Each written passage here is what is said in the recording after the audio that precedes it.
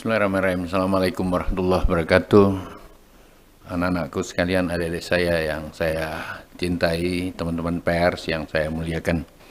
Hari ini ada dua rapat internal terbatas oleh Bapak Presiden. Satu rapat yang berkait dengan kedelai, yang kedua rapat yang berkait dengan bawang merah dan cabai dan berbagai produk hortikultura yang ada. Maksud dari dua rapat ini adalah menjadikan penegasan Bapak Presiden untuk mengecek seperti apa neraca produktivitas yang ada. Dan neraca produktivitas yang ada, baik kedelai maupun cabai dan bawang merah secara umum, seperti apa yang kami sampaikan, laporkan pada Bapak Presiden dan oleh Pak Menko Perekonomian, dari data kita dan faktualisasi lapangan sampai 2022 akhir Desember ini, insya Allah semua neraca produktivitas kita dan ketersediaan kita adalah cukup. Dan tentu saja neraca yang berkait dengan bawang dan kedelai adalah neraca yang juga masih menggunakan data importasi yang ada. Oleh karena itu, Bapak Presiden memutuskan tadi neraca ini betul-betul dijaga. Bahkan saya diperintahkan untuk terus melakukan penanaman tambahan, baik jagung, kedelai, cabai maupun bawang. Dan kemudian menjadi kesimpulan yang ada adalah mengharapkan BUMN dapat membeli semua produktivitas yang ada, sehingga negara betul-betul bisa menjamin tidak membiarkan begitu saja. Yang kedua, sistem logistik dan transportasi yang terus di-exercise sehingga stabilisasi harganya juga bisa dikendalikan dengan semaksimal mungkin oleh pemerintah. Artinya kita berharap produktivitasnya cukup, tetapi harganya pun dapat tetap dijaga untuk bisa dikendalikan dengan baik. Oleh karena itu, dari daerah-daerah yang produsen, yang surplus, ke daerah-daerah yang shorted atau yang kurang, ini harus betul-betul dipetahkan dengan baik, dan pendekatannya ada dua. Yang pertama, diminta para bupati, gubernur untuk juga melakukan komunikasi perdagangan dengan menggunakan dana-dana yang telah mendapatkan persetujuan oleh Menteri Dalam Negeri untuk digunakan, agar sistem transportasinya dan lain-lain sebagainya bisa dikendalikan oleh pemerintah. Yang kedua, Menteri Pertanian bersama Badan Pangan Nasional untuk juga mengintervensi pada daerah-daerah tertentu yang berskala besar, agar betul-betul ada pengendalian-pengendalian yang secara maksimal bisa dilakukan. Intinya, baik bupati dan gubernur ikut terlibat dalam mengendalikan harga yang ada, karena produksinya cukup. Kemudian tentu saja Kementan bersama Badan Pangan Nasional yang mengatur neraca-neraca antara daerah bisa bekerja sama dengan daerah untuk mengintervensi pada daerah-daerah shorted yang ada, memappingnya, memetakannya dengan baik. Hal lain yang dalam pertemuan itu adalah memperbaiki varietas kedelai kita, sehingga dari varietas yang baik, menggunakan GMO kalau perlu, menggunakan bibit impor kalau perlu, ya, dan tentu mempersiapkan bibit-bibit nasional atau lokal dengan varietas tinggi. Artinya selama ini kedelai misalnya hanya 1,5 ton per hektar sampai 2 ton, diharapkan kita bisa dapatkan varietas yang mampu di atas 3 sampai 4 ton per hektar. Dalam posisi itu bahkan Menko akan menetapkan berapa harga beli yang harus ada, sehingga ada kepastian harga dari kedelai yang ada. Nah, tentu saja ini akan dirapatkan, akan disampaikan oleh Pak Menko. Dengan demikian, petani betul-betul siap untuk menanam, dan pemerintah menjamin harga beli khususnya untuk kedelai. Dan tentu saja dimintakan BUMN dan jajaran BUMN untuk melakukan pembelian, baik itu cabai, bawang, maupun tentu saja kedelai yang ada. Saya kira ini menjadi sesuatu yang sangat berarti bagi petani kita. Bahkan apapun tadi Bapak Presiden perintahkan kepada kami, khususnya Kementan, apapun semaksimal mungkin bisa pertanian ini di backup.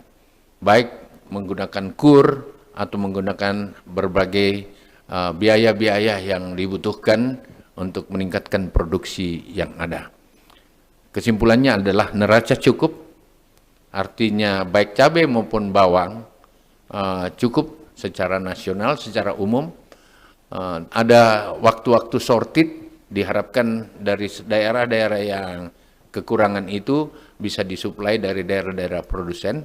Yang kedua, semua kekuatan yang ada baik di pemerintah daerah maupun di pusat untuk mengintervensi agar stabilisasi harga bisa dilakukan. Saya kira itu secara umum yang ada. Dan berapa harga kedelai, tentu saja kita berharap harganya betul-betul bisa menghitung biaya produksi, dan akhirnya para petani kita yang kemarin beralih dari kedelai ke jagung dan lain-lain mau kembali menanam kedelai. Itu menjadi perintah Bapak Presiden pada kami, dan insya Allah saya sangat yakin sebagai Menteri Pertanian, perintah ini adalah perintah yang sangat berharga untuk saya dan petani, dan insya Allah mudah-mudahan pangan dasar kita dalam kondisi apapun, kami semua siap untuk mempersiapkan untuk kepentingan masyarakat dan bangsa ini. Saya kira kurang lebih itu yang ingin saya sampaikan.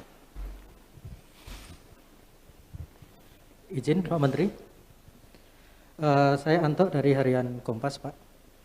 Terkait tadi koordinasi Pemda produsen dengan Pemda yang shortage tadi, kami ingin tahu apakah nanti keputusan adanya koordinasi dua daerah itu murni keputusan antara dua daerah bersangkutan, ataukah ada juga wewenang dari pusat untuk meminta suatu daerah yang kelebihan produksi bisa berkoordinasi dengan daerah yang kekurangan dalam kaitannya dengan pengendalian inflasi. Kemudian yang kedua soal harga beli kedelai tadi, Pak.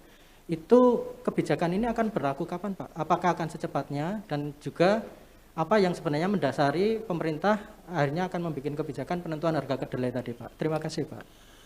Dalam menyikapi inflasi, baik koordinasi dan tentu saja sistem-sistem perdagangan antara pemerintah daerah dengan pemerintah daerah bisa dilakukan sendiri-sendiri, maupun dengan intervensi pemerintah pusat. Dalam hal ini tentu Mendak, Mentan, dan Badan Pangan Nasional. Oleh karena itu, Menteri Pertanian akan membuat mapping. Seperti apa, di mana daerah sorted, di mana daerah produsen. Dengan demikian, ini akan menjadi bagian-bagian dari dialog dan diskusi kita secara bersama dengan pemerintah pusat maupun pemerintah daerah dan antar pemerintah daerah.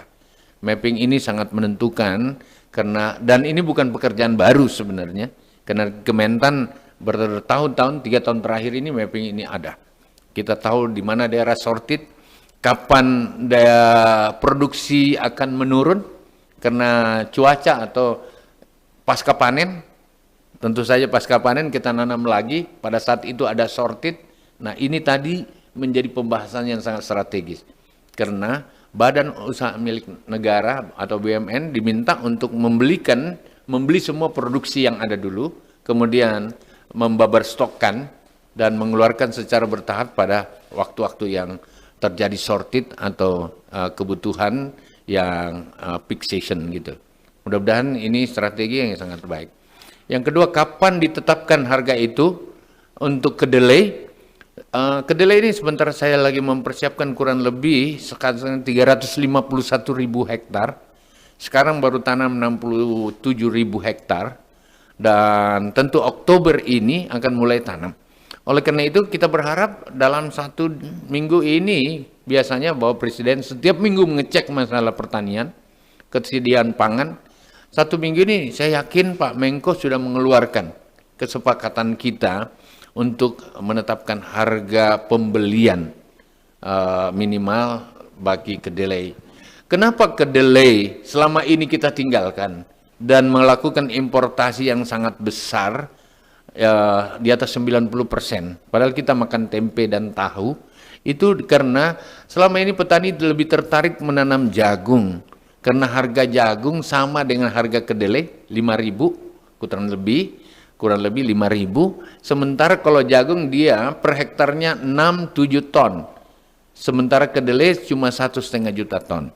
Oleh karena itu kedelai di luar lebih murah. Seperti itulah. Tetapi kemudian Bapak Presiden tadi perintahnya, rakyat dapat apa? Kira-kira begitu. Oleh karena itu Bapak Presiden mengatakan, oke, impor memang harus dilakukan, tapi sepanjang bisa ditanam maksimal, maka tanam sebanyak-banyaknya dan beli yang ditanam oleh rakyat. Tentukan harganya agar rakyat bisa kembali tertarik menanam kedelai. Ini sebuah keputusan yang sangat strategis dan saya yakin bahwa tadi ada ancar-ancar angka yang sudah disebutkan dan ancar-ancar angka itu sudah sangat luar biasa untuk petani kita, insya Allah. Tapi tentu saja ini akan didahului dengan rapat koordinasi Pak Menko untuk menetapkannya. Saya kira itu. Terima kasih. Tidak euforia yang berlebihan. Kita semuanya harus percepat proses vaksinasi ini dan tetap taat terhadap protokol kesehatan. Terutama memakai masker.